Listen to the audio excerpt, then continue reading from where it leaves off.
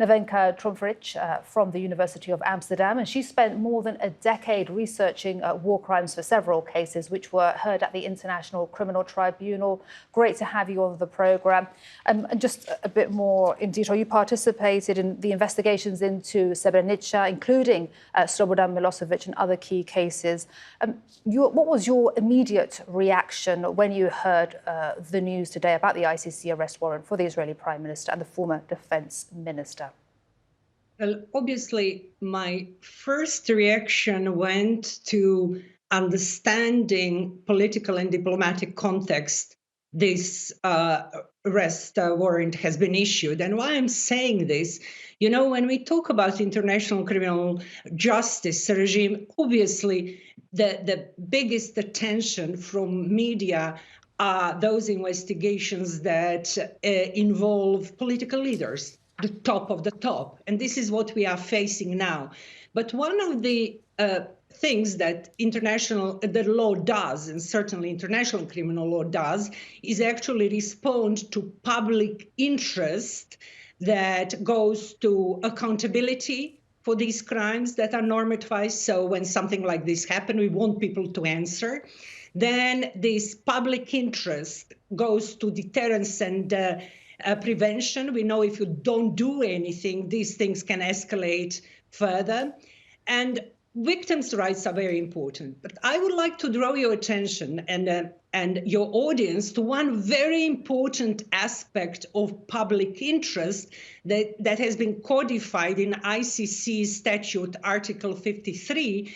And this is the moment when this institution, ICC, and its political leaders of these 124 states that signed the Rome Statute that made ICC possible have to take into account. And this is how does it play at this moment in the situation on the ground. Before we should never forget that this investigation and arrest warrant is coming in the middle of the heat of the conflict that has no peace solution in sight.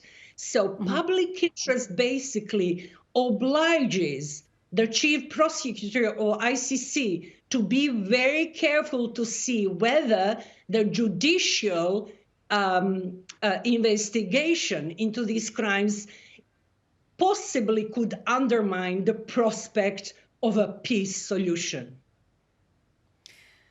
Nevenka, well, of course, today, nearly 100 people killed there in Gaza, to make a point on what you've just said. But help us understand exactly what this ICC ruling means in practice. What happens next? We mentioned that there's a trial, but they cannot be trialed in absentia. So what does that mean for Prime Minister Netanyahu?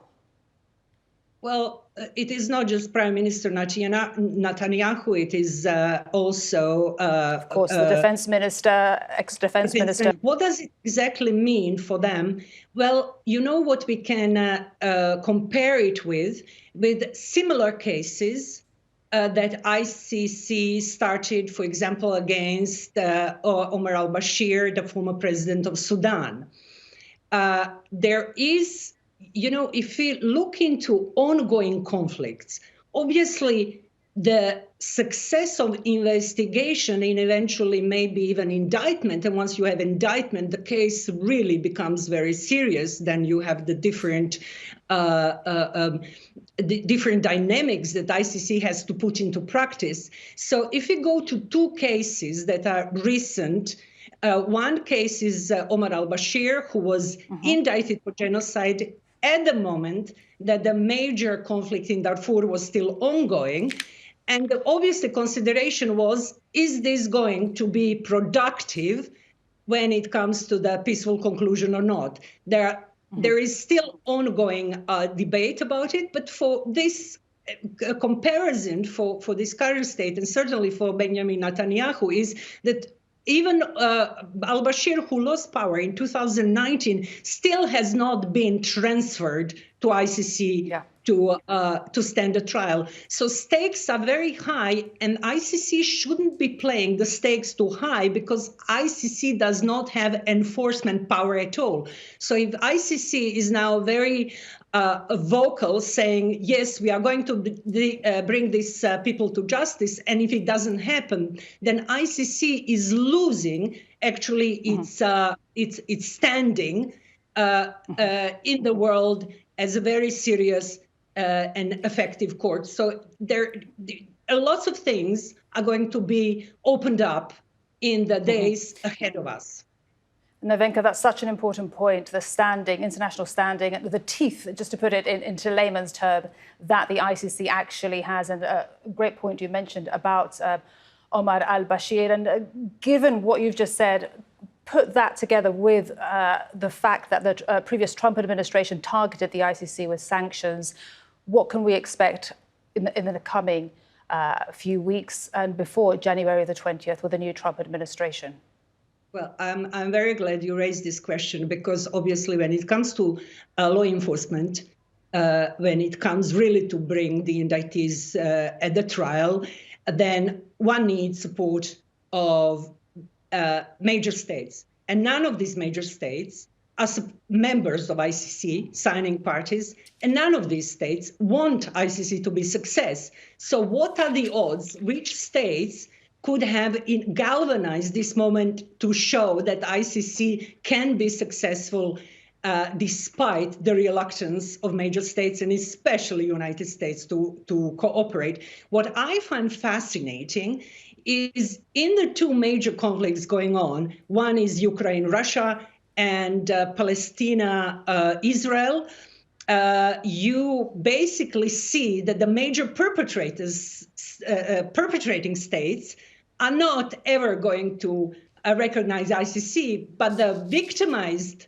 states, were victimized in the sense that the most victims are falling among their citizens, are in support of ICC. And I think it tells us a lot. It tells us a lot about the nature of the conflict.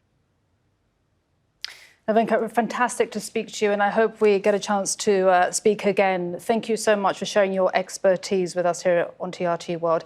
Nevenka Tromp speaking to us there from the University of Amsterdam. And of course, she spent more than a decade researching war crimes for several cases heard at the ICC tribunal. Thank you.